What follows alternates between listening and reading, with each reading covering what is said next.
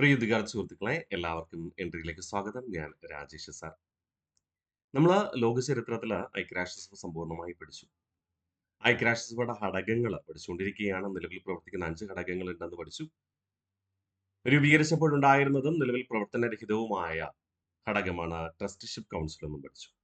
ശരിയല്ലേ? തുടർന്ന് മറ്റു കാര്യങ്ങളിലേക്ക് നമ്മൾ പോവാണ്.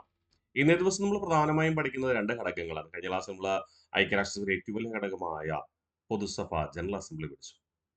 ഇന്നേ ദിവസം സെക്യൂരിറ്റി കൗൺസിൽ രക്ഷാസമിതിയും അതോടൊപ്പം സെക്രട്ടേറിയറ്റുമാണ് പഠിച്ചുറപ്പിക്കുക. ആരംഭിച്ചാലോ? ഗുഡ്. സെക്യൂരിറ്റി കൗൺസിൽ ഐക്യരാഷ്ട്രസഭയുടെ രക്ഷാസമിതി എന്ന് പറയുമ്പോൾ നമ്മൾ ജസ്റ്റ് ഒന്ന് സൂചിപ്പിച്ചിട്ടുണ്ടായിരുന്നു. ഐക്യരാഷ്ട്രസഭ എന്ന സംഘടനയുടെ ഔദ്യോഗിക നിലപാടുകളിൽ അന്തിമ തീരുമാനം കൈക്കൊള്ളുന്നത്. ഔദ്യോഗിക നിലപാടുകൾ എന്ന് പറയുമ്പോൾ എന്തിനു വേണ്ടിയാണ് ഐക്യരാഷ്ട്രസഭ രൂപീകരിക്കപ്പെട്ടത്? അന്താരാഷ്ട്ര സുരക്ഷയ്ക്കും സമാധാനത്തിനും വേണ്ടി.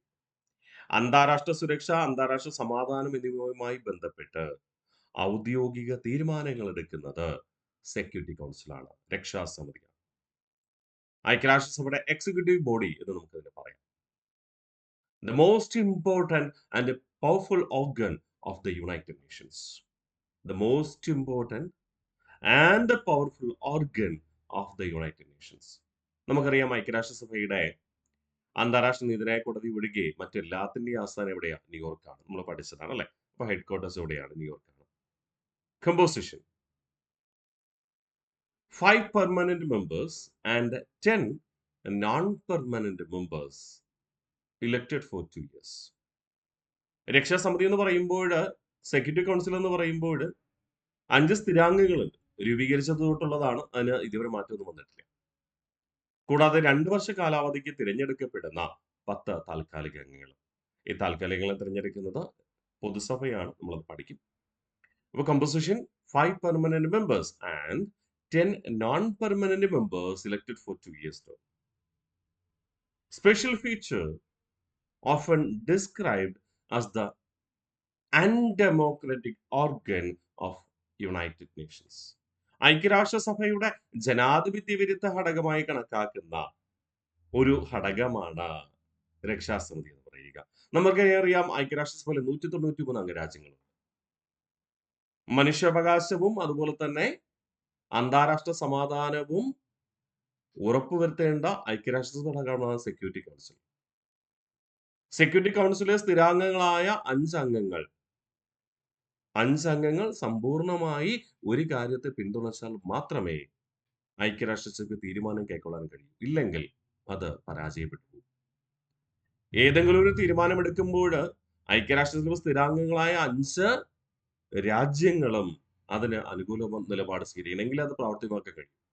ഏതെങ്കിലും ഒരു രാജ്യം എതിരഭിപ്രായം പറഞ്ഞാലും അത് നടപ്പിലാക്കാൻ കഴിയില്ല. അപ്പോൾ ഭൂരിപക്ഷം പേര് അംഗീകരിക്കുന്നു. ഏതെങ്കിലും ഒരു പെർമനന്റ് രാജ്യം, സ്ഥിരാംഗമായ ഒരു രാജ്യം എതിർത്താൽ പോലും നടപ്പാക്കാൻ പറ്റില്ല. അതുകൊണ്ടാണ് ഇതിനെ ജനാധിപത്യ വിരുദ്ധ ഘടകം എന്ന് വിളിക്കുക. Often described as the undemocratic organ of the UN.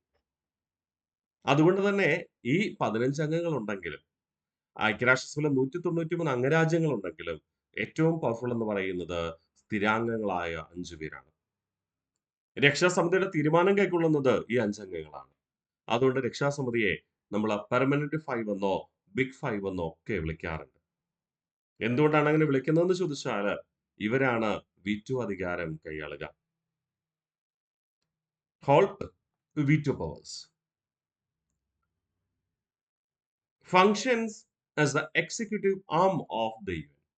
ഐക്യരാഷ്ട്രസഭയുടെ ഭരണസമിതി കാര്യനിർവഹണ സമിതിയായി സേവനം ചെയ്യുന്നത്, എക്സിക്യൂട്ടീവ് ബോഡിയായിട്ട് സേവനം ചെയ്യുന്നത് സെക്യൂരിറ്റി കൗൺസിൽ തന്നെയാണ്. സിമ്പിൾ അല്ലേ? ഒന്നുകൂടെ നമുക്ക് വിഷയം ഉറപ്പിക്കാം. Security council, the most important and powerful organ of United Nations. Headquarters New York. Composition: 5 permanent members and 10 non-permanent members selected for 2-year term. Special feature often described as the undemocratic organ of UN. Permanent 5 and also known as Big 5, B5. Hold veto powers, functions as the executive arm of United Nations. ഐക്യരാഷ്ട്രസഭയുടെ ഭരണസമിതിയായ executive ബോഡിയായ രക്ഷാസമിതിയുടെ ആദ്യ യോഗം നടക്കുന്നത് 1946 ജനുവരി മാസം 17 തീയതിയാണ്. First session held on 17th January 1946. ഞാൻ നിങ്ങളോട് പറഞ്ഞു രക്ഷാസമിതിയുടെ ചുമതല എന്ന് പറയുന്നത് എന്താണ്? ഐക്യരാഷ്ട്രസഭയുടെ അന്തിമ തീരുമാനം, ഭരണവുമായി ബന്ധപ്പെട്ട അന്തിമ തീരുമാനം കൈക്കൊള്ളേണ്ടതും കൂടാതെ അന്താരാഷ്ട്ര സമാധാനം, സുരക്ഷ എന്നിവ ഉറപ്പാക്കേണ്ടതും ആരുടെ ചുമതലയാണ്? രക്ഷാസമിതിയുടെ. അത് നമ്മളിവിടെ പറഞ്ഞത് മാത്രം. Function: take decisions related to UN governance and policies. Ensure international peace and security. Okay, അതാണ് നമ്മൾ നേരത്തെ പറഞ്ഞത് തന്നെയാണ് സ്ലൈഡിൽ ഉൾക്കൊള്ളിച്ചത്. Functions of security council: take decisions related to UN governance and policies. Ensure international peace and security. Permanent members 5 പേരുണ്ടെന്ന് പറഞ്ഞല്ലോ. ആരൊക്കെയാണ് പെർമനന്റ് മെമ്പേഴ്സ് എന്ന് നമുക്ക് നോക്കാം. യുണൈറ്റഡ് കിങ്ഡം, UK, അവരുടെ സുഹൃത്താണ് ഫ്രാൻസ്. നമ്മൾ ലോക ചരിത്രം പഠിക്കുമ്പോൾ ബ്രിട്ടന്റെ സുഹൃത്താണ് ഫ്രാൻസ്. അപ്പോൾ ബ്രിട്ടനും ഫ്രാൻസും ഉണ്ട്, സെറ്റാണ്. പിന്നെ ചൈനയും റഷ്യയും, ലോകത്ത് പ്രധാനമായും സോഷ്യലിസ്റ്റ് വിപ്ലവത്തിലൂടെ ഭരണമാറ്റം സംഭവിച്ച ചൈനയും റഷ്യയും. പിന്നെ USA. കാണാപ്പാടൊന്നും പഠിക്കരുത്, കോഡൊന്നും പഠിക്കേണ്ട, സിമ്പിളായിട്ട് കിട്ടും. ബ്രിട്ടൻ, ഫ്രാൻസ്, ചൈന, റഷ്യ, പിന്നെ അമേരിക്ക. സിമ്പിൾ അല്ലേ? കാണാപ്പാടം പഠിക്കേണ്ട ആവശ്യമില്ല, നമുക്ക് കിട്ടും. കണക്ട് ചെയ്ത് വെക്കാം. നമ്മൾ എത്രത്തോളം കാണാതെ പഠിക്കുന്നു അത്രത്തോളം നമ്മുടെ തലച്ചോറിന് സ്ട്രെയിൻ കൂടും. സ്ട്രെയിൻ കൂടിക്കഴിഞ്ഞാൽ ഓർമ്മ വരില്ല, പഠിച്ച കാര്യങ്ങൾ ഓർമ്മ വരില്ല. അപ്പോൾ നമ്മൾ കൂളായിട്ട് പഠിക്കുക, സിമ്പിളായിട്ട് വീണ്ടും റിവിഷൻ ചെയ്ത് ഓർത്ത് വെക്കാനായിട്ട് ശ്രമിക്കുക. ഈ 5 രാജ്യങ്ങൾക്ക് മാത്രമാണ് എന്തുള്ളത്? വീറ്റോ അധികാരമുള്ളത്. Term of office for the security council president 1 month. Security കൗൺസിലിന് എപ്പോഴാണോ യോഗം ചേരണമെന്ന് തോന്നുന്നത് അപ്പോഴൊക്കെ യോഗം ചേരാൻ അവകാശമുണ്ട്. പൊതുസഭയ്ക്കാണെങ്കിൽ വർഷത്തിൽ ഒരു തവണയെങ്കിലും സമ്മേളിക്കണമെന്ന് ഐക്യരാഷ്ട്രസഭയുടെ ഭരണഘടനയിൽ പറയുന്നുണ്ട്. പക്ഷേ രക്ഷാസമിതിക്ക് അങ്ങനെ പറയുന്നില്ല. ഏത് സാഹചര്യത്തിലും ഇവർക്ക് യോഗം ചേരാം. ഇപ്പൊ പലപ്പോഴും വിർച്വൽ ആയിട്ടാണ് യോഗം ചേരുക. അപ്പോൾ ഏത് സമയത്ത് വേണമെങ്കിലും ഐക്യരാഷ്ട്രസഭയുടെ രക്ഷാസമിതിക്ക് യോഗം ചേരാം. രക്ഷാസമിതി യോഗം ചേർന്ന് തീരുമാനങ്ങൾ കൈക്കൊള്ളാം. അത്യാവശ്യം മാസത്തിൽ ഒരിക്കലെങ്കിലും സാധാരണയിൽ കൂടാറുണ്ട്. അങ്ങനെ ഓരോ തവണ കൂടുമ്പോഴും ഓരോ രാജ്യത്തിലെ പ്രതിനിധികളായിരിക്കും അവിടെ അധ്യക്ഷ സ്ഥാനം അലങ്കരിക്കുക. ആ യോഗത്തിന്റെ അധ്യക്ഷനായിട്ട് മാറും. ആ അധ്യക്ഷന് പരമാവധി 1 മാസം മാത്രമേ കാലാവധി ഉണ്ടാവത്തുള്ളൂ. പ്രത്യേകിച്ച് കൂടുതൽ അധികാരങ്ങളൊന്നുമില്ല. യോഗം കൂടുമ്പോൾ അധ്യക്ഷനായിരിക്കുക, അത്രമാത്രം. പ്രത്യേകിച്ച് അധികാരങ്ങളൊന്നും ആർക്കില്ല? രക്ഷാസമിതിയിലെ പ്രസിഡന്റിനില്ല. രക്ഷാസമിതിയിലെ രാജ്യങ്ങൾക്കാണ് അവിടെ അധികാരം. ഓക്കെ, ഇനി election of non permanent members of UN security council. നമ്മൾ പറഞ്ഞു ഐക്യരാഷ്ട്രസഭയുടെ രക്ഷാസമിതിയിൽ ആകെ 15 അംഗങ്ങളാണ്. 5 സ്ഥിരാംഗങ്ങളും 10 താൽക്കാലിക അംഗങ്ങളും. അവർ 2 വർഷ കാലാവധിയിൽ തിരഞ്ഞെടുക്കപ്പെടുന്നവരാണ്. വെറുതെ അങ്ങ് തിരഞ്ഞെടുക്കാൻ പറ്റുമോ? അതിനും കണ്ടീഷൻ ഐക്യരാഷ്ട്രസഭയുടെ ഭരണഘടനയിൽ പറയുന്നുണ്ട്. ലോകത്തെ എല്ലാ വൻകരകൾക്കും പ്രാതിനിധ്യം കിട്ടുന്ന രീതിയിലാണ് താൽക്കാലിക അംഗങ്ങളെ തിരഞ്ഞെടുക്കുക. ഏഷ്യൻ, ആഫ്രിക്കൻ രാജ്യങ്ങൾ 5 പേര്. ഓക്കെ, അപ്പൊ elected geographically for 2-year term. African and Asian countries 5 seat. Latin American countries 2 seat. Western European countries 2 seat. Eastern European countries 1 seat. അങ്ങനെ കൃത്യമായി നിർവചിച്ചു വെച്ചിട്ടുണ്ട്. അതുകൊണ്ട് തന്നെ ഈ ഗണത്തിൽ മാത്രം പെട്ട രാജ്യങ്ങളെ മാത്രമേ രക്ഷാസമിതിയിൽ താൽക്കാലിക അംഗങ്ങളായി പൊതുസഭയ്ക്ക് തിരഞ്ഞെടുക്കാൻ കഴിയൂ. ഓക്കെ, അപ്പൊ election of non permanent members of UN security council elected geographically for 2-year term. Asian and African countries 5 seat. Latin American countries 2 seat. Western European countries 2 seat. Eastern European countries 1 seat. Country with the most non-permanent term, Japan 11 times. ഏറ്റവും കൂടുതൽ തവണ ഐക്യരാഷ്ട്രസഭയിലെ രക്ഷാസമിതിയിൽ താൽക്കാലിക അംഗമായിരുന്ന രാജ്യം ഏതെന്ന് ചോദിച്ചാൽ അത് ആരാണ്? ജപ്പാനാണ്, 11 തവണ. ഇന്ത്യ എത്ര തവണ അംഗമായിട്ടുണ്ട്? 8 തവണ അംഗമായിട്ടുണ്ട്. Okay, India has served 8 times. ഇനി രക്ഷാസമിതിയുടെ വോട്ടിംഗ് പവറിനെ കുറിച്ചാണ് നമ്മൾ പറയുക. To pass a resolution must receive affirmative votes from all permanent members. രക്ഷാസമിതിയിൽ ഒരു പ്രമേയം അല്ലെങ്കിൽ ഒരു കാര്യത്തിൽ തീരുമാനമെടുക്കുമ്പോൾ രക്ഷാസമിതിയിലെ 5 അംഗങ്ങളുടെ വോട്ട് കിട്ടിയിരിക്കണം. രക്ഷാസമിതിയിൽ ഏതെങ്കിലും ഒരു അംഗം എതിർത്ത് കഴിഞ്ഞാൽ പാസ്സാവത്തില്ല. 5 പേരുടെ വോട്ട് കിട്ടണം. ഈ 5 പേരുടെ വോട്ട് കിട്ടി. താൽക്കാലിക അംഗങ്ങളുടെ 10 വോട്ടും കിട്ടിയില്ലെങ്കിൽ പാസ്സാവും. പാസ്സാവും. താൽക്കാലിക അംഗങ്ങൾക്ക് പ്രത്യേകിച്ച് അധികാരമൊന്നുമില്ല. ഒരു ലോകത്തെ എല്ലാ വൻകരകൾക്കും പ്രാതിനിധ്യം കിട്ടണമെന്നൊരു കാഴ്ചപ്പാടോടുകൂടി താൽക്കാലിക അംഗങ്ങൾ ഉൾപ്പെടുത്തിയിട്ടെന്ന് മാത്രം. പ്രത്യേകിച്ച് അധികാരങ്ങളൊന്നും അവർക്കില്ല. താൽക്കാലിക അംഗങ്ങൾക്കില്ല. രക്ഷാസമിതിയിലെ സ്ഥിര അംഗങ്ങൾക്ക് തന്നെയാണ് മൊത്തം അധികാരം എന്ന് പറയുക. To pass a resolution must receive affirmative votes from all permanent members P5 or B5. അതാണ് പ്രാധാന്യം. മറന്നു പോകല്ലേ. സെറ്റ് അല്ലേ? ഇനി രക്ഷാസമിതിയില് രക്ഷാസമിതി എന്ന് പറയുന്ന ഐക്യരാഷ്ട്രസഭയുടെ ജനാധിപത്യ വിരുദ്ധ ഘടകമാണല്ലോ. അതുകൊണ്ട് ഇന്ത്യയിൽ ഉൾപ്പെടെ പല ലോകരാജ്യങ്ങളും രക്ഷാസമിതി വികസിപ്പിക്കണമെന്ന് ആവശ്യപ്പെടുന്നു. രക്ഷാസമിതിയിൽ സ്ഥിരാംഗത്വം ഉള്ള രാജ്യങ്ങളുടെ എണ്ണം കൂട്ടണമെന്ന് ആവശ്യപ്പെടുന്നു. പലപ്പോഴും ഇന്ത്യയുടെ ഈ ആവശ്യം പ്രമേയമായിട്ട് രക്ഷാസമിതിയിൽ വരാറുണ്ട്. ചൈന എതിർത്ത് വോട്ട് ചെയ്യാറുമുണ്ട്. അങ്ങനെ പലതവണ രക്ഷാസമിതിയിൽ അംഗത്വം എന്നൊരു സാധ്യത വന്നപ്പോൾ ചൈന മറുകണ്ഠം ചാടിയത് കാരണം ആശയങ്ങളെല്ലാം പരാജയപ്പെടും. എങ്കിലും അപ്പോൾ രക്ഷാസമിതിയിൽ സ്ഥിരാംഗത്വങ്ങളുടെ എണ്ണം വർദ്ധിപ്പിക്കണമെന്ന് ആവശ്യപ്പെടുന്ന രാജ്യങ്ങൾ ചേർന്ന ഒരു കൂട്ടായ്മ രൂപീകരിച്ചു. എന്തിനു വേണ്ടിയിട്ട്? ഈ ആവശ്യങ്ങൾ കുറച്ചുകൂടി ശക്തമായി ഐക്യരാഷ്ട്രസഭയിൽ അവതരിപ്പിക്കാനായിട്ട്. എന്നാൽ അതിനെ എതിർക്കുന്ന മറ്റൊരു വിഭാഗം രാജ്യങ്ങളും രൂപം കൊണ്ടു. അപ്പൊ രക്ഷാസമിതിയിലെ സ്ഥിരാംഗങ്ങളുടെ എണ്ണം കൂട്ടണമെന്ന് ഒരു വിഭാഗം ആവശ്യപ്പെടുന്നു. കൂട്ടേണ്ട ആവശ്യമൊന്നുമില്ല, ഇപ്പോഴത്തെ സ്ഥിതി തുടർന്നാൽ മതിയെന്ന് മറ്റൊരു വിഭാഗം ആവശ്യപ്പെടുന്നു. ആ രണ്ട് സമിതികളെ കുറിച്ചാണ് അടുത്ത് നമ്മൾ പഠിക്കാൻ പോകുന്നത്. Okay. UN Security Council reform groups. A group of countries seeking expansion of the Security Council and permanent membership, G4, formed in 2005. ഐക്യരാഷ്ട്രസഭയുടെ ഭരണഘടകമായ രക്ഷാസമിതിയിലെ അംഗങ്ങളുടെ എണ്ണം വർദ്ധിപ്പിക്കണമെന്നും പെർമനന്റ് മെമ്പേഴ്സ് സ്ഥിരാംഗങ്ങളുടെ എണ്ണം വർദ്ധിപ്പിക്കണമെന്ന് ആവശ്യപ്പെടുന്ന രാജ്യങ്ങളുടെ കൂട്ടായ്മയാണ് G4 അഥവാ ഗ്രൂപ്പ് 4 എന്ന പേരിൽ അറിയപ്പെടുക. 2005 രൂപീകരിച്ചു. ഈ ഗ്രൂപ്പ് 4 അംഗങ്ങളായ രാജ്യങ്ങൾ ആരൊക്കെ? ഇന്ത്യയുണ്ട്, ജപ്പാനുണ്ട്, ബ്രസീലുണ്ട്, ജർമ്മനിയുണ്ട്. ഇന്ത്യയുണ്ട്, ജപ്പാനുണ്ട്, ബ്രസീലുണ്ട്, ജർമ്മനിയുണ്ട്. ഇന്ത്യ ഏഷ്യൻ രാജ്യമാണ്, ജപ്പാൻ ഏഷ്യൻ രാജ്യമാണ്, ബ്രസീൽ തെക്കേ അമേരിക്കൻ രാജ്യമാണ്, ജർമ്മനി യൂറോപ്യൻ രാജ്യമാണ്. ഓക്കെ. അപ്പോ ഗ്രൂപ്പ് 4 അംഗങ്ങളായ രാജ്യങ്ങൾ ആരൊക്കെ? India, Japan, Brazil, Germany. Okay അല്ലേ? അപ്പൊ ഈ രാജ്യങ്ങള് രക്ഷാസമിതിയിലെ അംഗങ്ങളുടെ എണ്ണം വർദ്ധിപ്പിക്കണമെന്നും സ്ഥിരാംഗങ്ങളുടെ എണ്ണം വർദ്ധിപ്പിക്കണമെന്നും ആവശ്യപ്പെടുമ്പോൾ സ്വാഭാവികമായിട്ടും ഈ രാജ്യങ്ങളുടെ ശത്രുക്കളോ ഈ രാജ്യങ്ങളുടെ അഭിപ്രായ വ്യത്യാസമുള്ള രാജ്യങ്ങൾ ഇതിനെ എതിർക്കും. കാരണം ഇവരെ രക്ഷാസമിതിയിൽ പോയി കഴിഞ്ഞാൽ നമുക്ക് ഭീഷണിയാവില്ലേ എന്നൊരു ചിന്ത സ്വാഭാവികമായിട്ടും ഈ G4ന്റെ ശത്രു രാജ്യങ്ങൾക്കോ അവരോട് അകൽച്ചയുള്ള രാജ്യങ്ങൾക്കോ ഉണ്ടാവും. ശരിയല്ലേ? അതെ. ആ കൂട്ടായ്മയാണ് കോഫി ക്ലബ് എന്നറിയപ്പെടുക. Organisation opposing the G4's claim, uniting for consensus, uniting for consensus, also known as Coffee Club. Members include ജർമ്മനിയുടെ ആശയപരമായി ഭിന്നിപ്പുള്ള ഇറ്റലി, രണ്ടാം ലോക മഹായുദ്ധത്തിൽ സഖ്യരാജ്യമായിരുന്നു.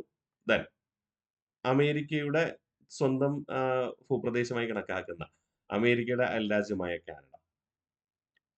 ഇനി നമ്മുടെ ബ്രിട്ടൻ, ഫ്രാൻസ് എന്നീ രാജ്യങ്ങൾ പ്രൊട്ടസ്റ്റന്റ് ക്രിസ്ത്യൻ രാജ്യങ്ങളാണ്. അവയെ എതിർക്കുന്ന പ്രധാനപ്പെട്ട ഒരു റോമൻ കത്തലിക് രാജ്യമാണ് സ്പെയിൻ എന്ന് പറയുന്നത്. ആ സ്പെയിൻ. ഓക്കെ. അപ്പൊ രക്ഷാസമിതി വർദ്ധിപ്പിക്കേണ്ട ആവശ്യമില്ല എന്നൊരു കാഴ്ചപ്പാടാണ് സ്പെയിനിനുള്ളത്. പിന്നെ അർജന്റീന, പാകിസ്ഥാൻ. ഇന്ത്യ അംഗമായി കഴിഞ്ഞ പ്രശ്നം പാകിസ്ഥാനല്ല, പാകിസ്ഥാൻ എതിർക്കുന്നത്. അപ്പോൾ കുറെ രാജ്യങ്ങളുണ്ട്. ഏറ്റവും പ്രധാനപ്പെട്ട രാജ്യങ്ങളോട് പറയാം. 14ഓളം രാജ്യങ്ങൾ പ്രത്യക്ഷത്തിൽ ഐക്യരാഷ്ട്രസഭയുടെ രക്ഷാസമിതി വിപുലീകരിക്കേണ്ട ആവശ്യമില്ല എന്ന് പറഞ്ഞിട്ടുണ്ട്. 14 രാജ്യങ്ങൾ പ്രത്യക്ഷത്തിൽ. ആ 14 രാജ്യങ്ങളുടെ കൂട്ടായ്മയാണ് കോഫി ക്ലബ് എന്ന് പറയാം. പക്ഷേ 14 അല്ല, പരോക്ഷമായി രഹസ്യമായി ഒട്ടനവധി രാജ്യങ്ങൾ കോഫി ക്ലബിനെ പിന്തുണയ്ക്കുന്നുണ്ട് എന്നാണ് കോഫി ക്ലബ്ബ് അഥവാ യുണൈറ്റിംഗ് ഫോർ കൺസെൻസസ് എന്ന സംഘടന അവകാശം ഉന്നയിക്കുക. അതുകൊണ്ട് എണ്ണം നമ്മൾ പഠിക്കുന്നില്ല. G4 എണ്ണം നമ്മൾ പഠിച്ചു 4. കോഫി ക്ലബ്ബിൽ ഒരുപാട് അംഗങ്ങളുണ്ട്. പ്രധാന അംഗങ്ങൾ Italy, Canada, Spain, Argentina, Pakistan തുടങ്ങിയവ. ഓക്കെ അല്ലോ? എന്നുള്ളത് നമുക്ക് റിവിഷൻ ചെയ്താലോ? UN Security Council reform groups. Group of countries seeking expansion of the Security Council and permanent membership, named as G4, established in 2005. Members India, Japan, Brazil, and Germany. Organization opposing the G4 claim, uniting for consensus, or known as a coffee club. Members include Italy, Canada, Spain, Argentina, and Pakistan. Set അല്ലേ? ഇവിടെ നമ്മൾ പറയുന്നു UN secretary. നമുക്ക് രക്ഷാസമിതി ഒന്നുകൂടെ പഠിച്ച് revision ചെയ്ത് ഉറപ്പിച്ചിട്ട് മുന്നോട്ട് പോകാം. അതാണ് നല്ലത്. അപ്പോൾ security council, the most important and powerful organ of the United Nations, headquarters at New York. Composition 5 permanent members and 10 non-permanent members elected for 2 years term. Special feature often described as the undemocratic organ of UN, known as a permanent five or a big five. Hold veto powers. Functions as the executive arm of United Nations. First session held on 17th January 1946. Functions take decisions related to UN governance and policies, and also ensure international peace and security. Permanent members United Kingdom, France, China, Russia, and the United States have the veto power. Term of office of the Security Council, President, 1 month. Election of non-permanent members of UN Security Council, elected geographically for 2-year terms. Asian and African countries, 5 seats. Latin American countries, 2 seats. Western European countries, 2 seats. Eastern European countries, 1 seat. Country with the most non-permanent terms, Japan 11 times. India has served 8 times. To pass a resolution in a Security Council, must receive affirmative votes from all permanent members or P5. UN Security Council reform groups. Group of countries seeking expansion of the Security Council and a permanent membership, G4. Established in 2005, members India, Japan, Brazil, and Germany. Organization opposing the G4's claim, Uniting for Consensus or Coffee Club. Members include Italy, Canada, Spain, Argentina, Pakistan, etc. അടുത്ത് പറയുന്നു UN സെക്രട്ടേറിയറ്റിനെ കുറിച്ച്. ഐക്യരാഷ്ട്രസഭ നമ്മൾ പഠിക്കുന്ന നിലവിലുള്ള മൂന്നാമത്തെ ഘടകം. പൊതുസഭ കഴിഞ്ഞ ക്ലാസ്സിൽ പഠിച്ചു. രക്ഷാസമിതി എന്ന ആദ്യ ഭാഗത്ത് പഠിച്ചു. രണ്ടാമത്തെ ഭാഗത്ത് UN secretary. The organ responsible for day-to-day operation of United Nations. ഐക്യരാഷ്ട്രസഭയുടെ ദൈനംദിന പ്രവർത്തനങ്ങൾക്ക് നേതൃത്വം നൽകുന്നത് സെക്രട്ടേറിയറ്റ് ആണ്. ഞാൻ പറഞ്ഞു മിനിസ്റ്റീരിയൽ സ്റ്റാഫാണ് ഇവിടെ ഉള്ളത്. ആ മിനിസ്റ്റീരിയൽ ഉദ്യോഗസ്ഥരുടെ നേതൃത്വം വഹിക്കുന്നത് സെക്രട്ടേറിയറ്റിന്റെ തലവനായി കണക്കാക്കുന്ന സെക്രട്ടറി ജനറലുമാണ്. Head of the secretariat, secretary general. ഈ സെക്രട്ടറി ജനറൽ എന്ന് പറയുന്ന തസ്തികയിൽ നിയമിക്കപ്പെടുന്ന വ്യക്തി പ്രൊമോഷനായി വരുന്നതാണോ? മിനിസ്റ്റീരിയൽ സ്റ്റാഫിനെ നിയന്ത്രിക്കണം. പ്രൊമോഷനായി വരുന്നതാണോ? അല്ല. അണ്ടർ സെക്രട്ടറി ജനറൽ വരെ പ്രൊമോഷനായി വരുന്നവരാ. അണ്ടർ സെക്രട്ടറി ജനറൽ വരെ. പക്ഷെ സെക്രട്ടറി ജനറൽ ആവാൻ എന്ത് ചെയ്യണം? മത്സരിച്ച് വിജയിക്കണം. എവിടെ വെച്ച് മത്സരിക്കണം? പൊതുസഭയിൽ. വോട്ടിടേണ്ട പൊതുസഭയിൽ. Elected by the general assembly based on the recommendation of the Security Council. സുരക്ഷാ സമിതിയുടെ ആവശ്യപ്രകാരം പൊതുസഭയാണ് സെക്രട്ടറി ജനറലെ തിരഞ്ഞെടുക്കുന്നത്, ഇലക്ട് ചെയ്യുന്നത്. Citizens of permanent security council members countries are not eligible become secretary general. ഐക്യരാഷ്ട്രസഭയിൽ സ്ഥിരാംഗത്വമുള്ള Britain, France, China, Russia, America എന്നീ രാജ്യങ്ങളിലെ പൗരന്മാർക്ക് ഈ സെക്രട്ടേറിയറ്റില് സെക്രട്ടറി ജനറൽ ആകാൻ അർഹത ഉണ്ടായിരിക്കില്ല. Okay. Elected by the general assembly based on the recommendation of the security council. Citizens of permanent security council members are not eligible to become secretary general. അത് important ആണ്, മറക്കാതിരിക്കും. ഈവൻ സെക്രട്ടറി ജനറൽ എന്ന തസ്തികയെ കുറിച്ച് നമുക്ക് നോക്കാം. സെക്രട്ടേറിയറ്റിനെ കുറിച്ച് പറഞ്ഞു, അതിന്റെ തലവൻ സെക്രട്ടറി ജനറൽ ആണെന്ന് പറഞ്ഞു. ആ സെക്രട്ടറി ജനറലിന്റെ വസ്തുതകൾ നമുക്കൊന്ന് പരിശോധിച്ചു നോക്കാം. Okay. Functions and responsibilities. Act as the spoke person of United Nations. ഐക്യരാഷ്ട്രസഭയുടെ വക്താവായി പ്രവർത്തിക്കേണ്ടത്, ഐക്യരാഷ്ട്രസഭ തീരുമാനങ്ങൾ ലോകത്തെ അറിയിക്കേണ്ടത്, സെക്യൂരിറ്റി കൗൺസിൽ എടുക്കുന്ന തീരുമാനങ്ങൾ ലോകത്തെ അറിയിക്കേണ്ടത് സെക്യൂരിറ്റി കൗൺസിലെ രാഷ്ട്രതലവന്മാരല്ല. തീരുമാനമെടുക്കുന്ന രക്ഷാസമിതി തന്നെയാണ്, സംശയമൊന്നുമില്ല. പക്ഷെ ആ രക്ഷാസമിതി എടുക്കുന്ന തീരുമാനം ലോകത്തെ അറിയിക്കേണ്ടത്, അംഗരാഷ്ട്രങ്ങളെ അറിയിക്കേണ്ടത് ചുമതല ആർക്കാണ്? സെക്രട്ടറി ജനറൽ ആണ്. നമ്മൾ അങ്ങനെ പറയാറുണ്ട്, the face of the UN അല്ലെങ്കിൽ spokesperson of the UN എന്നറിയപ്പെടുന്ന സെക്രട്ടറി ജനറൽ ആണ്. Preside over session of the general assembly. പൊതുസഭാ സമ്മേളനത്തിൽ അധ്യക്ഷ വഹിക്കുന്നത് എപ്പോഴും ആരായിരിക്കും? സെക്രട്ടറി ജനറൽ ആയിരിക്കും. സംഘടനയുടെ റിപ്പോർട്ട് തയ്യാറാക്കേണ്ടതും അംഗങ്ങളെ അറിയിക്കേണ്ടതും സെക്രട്ടറി ജനറൽ തന്നെ. Prepare and submit reports on activities of the organization. Prepare and submit reports on the activities of the organization. Okay, അല്ലേ? അപ്പോൾ ഒന്നുകൂടെ നമുക്ക് റിവിഷൻ ചെയ്യാം. Functions and responsibilities of secretary general. Act as spokesperson or face of the United Nations. Preside over sessions of the General Assembly when required. Prepare and submit reports on the activities of the organization. First secretary general Trygve Lie, നോർവൻ പൗരനായ trig വേലി ആയിരുന്നു ഐക്യരാഷ്ട്രസഭയുടെ ആദ്യ secretary general എന്ന് പറയുന്നത്. നിലവിലെ secretary general എന്ന് പറയുന്നത് അന്റോണിയോ ഗുട്ടറസ് എന്ന് പറയുന്ന വ്യക്തിയാണ്. അദ്ദേഹം 2017 നിയമിക്കപ്പെടുക സെക്രട്ടറി ജനറൽ ആയിട്ട്. 2017 നിയമിക്കപ്പെട്ട അദ്ദേഹം 5 വർഷ കാലാവധിയിൽ 2022 വരെ സേവനം ചെയ്തു. തുടർന്ന് അദ്ദേഹം 2022 വീണ്ടും നിയമിക്കപ്പെട്ടു, വീണ്ടും തെരഞ്ഞെടുക്കപ്പെട്ടു. അതിന് 2027 വരെ കാലാവധി ഉണ്ട് എന്നതാണ് വസ്തുത.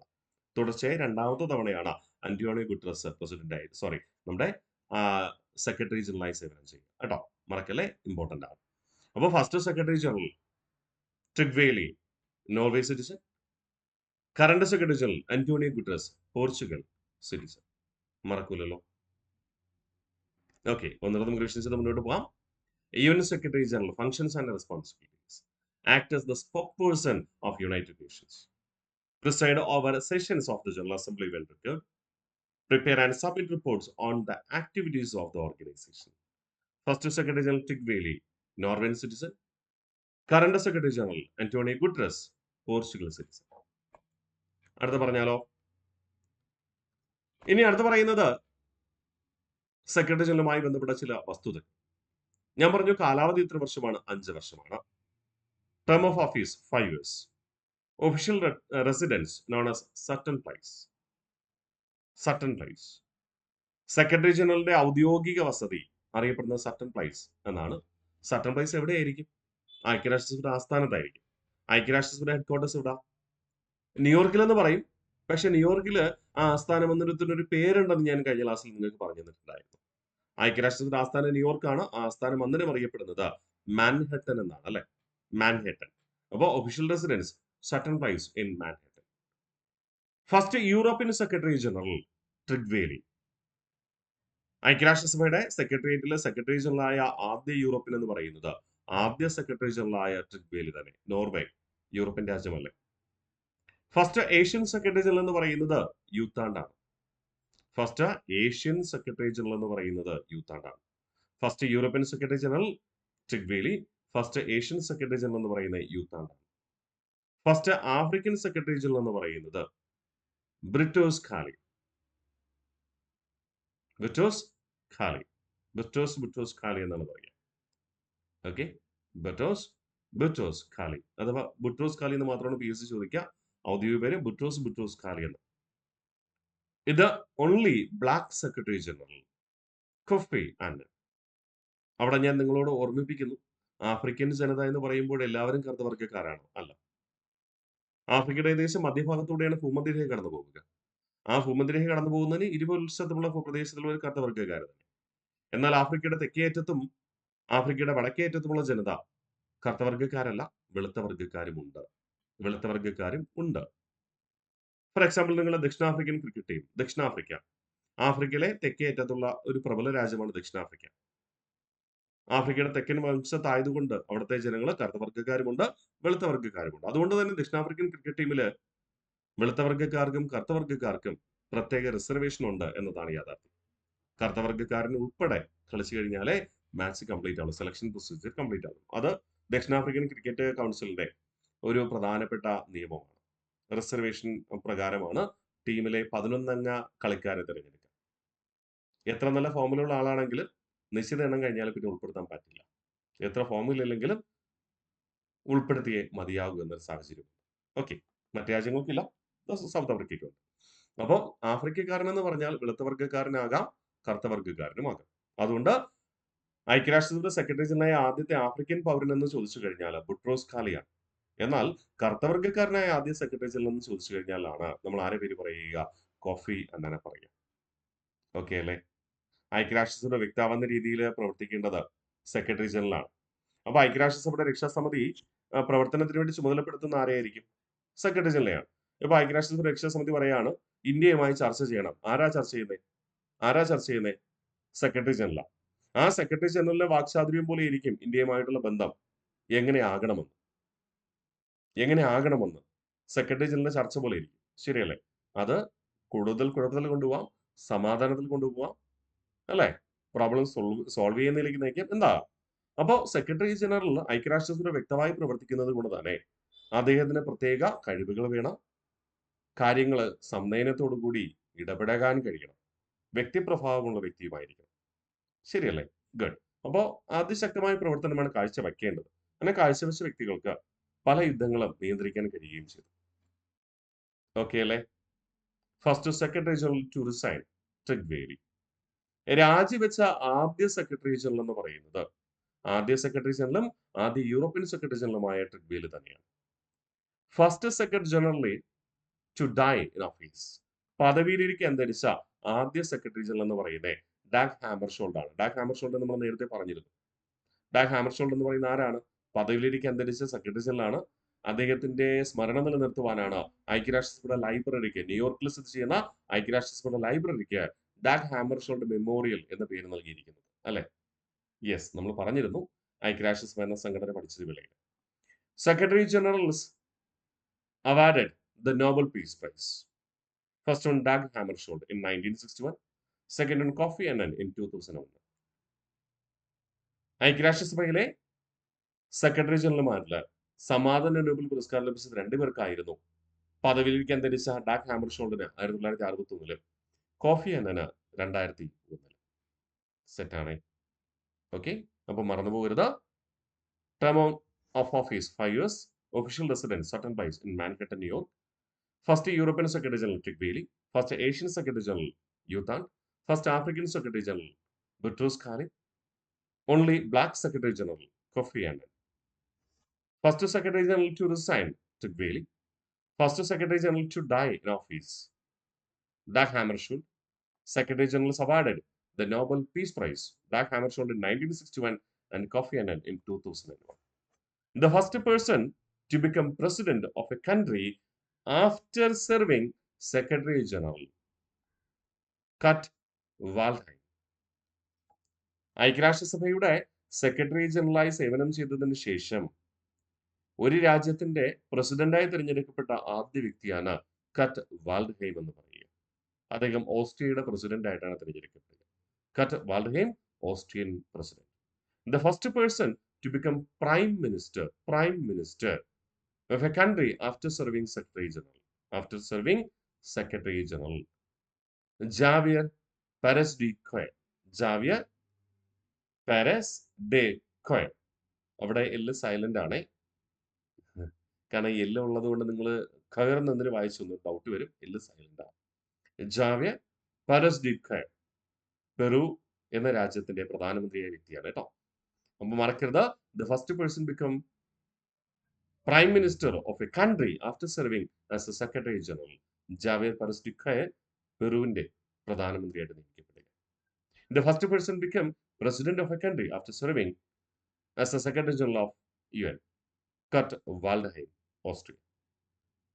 അപ്പൊ ഐക്യരാഷ്ട്രസഭയുടെ 2 ഘടകങ്ങളാണ് ഇന്നേ ദിവസം നമ്മൾ പഠിച്ചത്. രക്ഷാസമിതിയും കൂടാതെ സെക്രട്ടറിയും. അങ്ങനെ നമ്മൾ കഴിഞ്ഞ ക്ലാസ്സിൽ ട്രസ്റ്റീഷ്യൻ കൗൺസിലിനെ കുറിച്ച് പറഞ്ഞു, പൊതുസഭയെ കുറിച്ച് പറഞ്ഞു, രക്ഷാസമിതിയും അതോടൊപ്പം സെക്രട്ടേറിയറ്റും ഇന്ന് പഠിച്ചു. ബാക്കി ഇനി 2 ഘടകങ്ങൾ ഇവിടെയുണ്ട്. സാമ്പത്തിക സാമൂഹിക സമിതിയും ഇന്റർനാഷണൽ കോർട്ട് ഓഫ് ജസ്റ്റിസ്. അത് നമ്മൾ അടുത്ത ക്ലാസ്സിൽ പഠിച്ചുറപ്പിക്കും. കൃത്യമായി മനസ്സിലാക്കി പഠിച്ച് മുന്നോട്ട് പോകാനായിട്ട് ശ്രമിക്കുക. അടുത്ത ക്ലാസ്സിൽ കാണാം. Bye bye.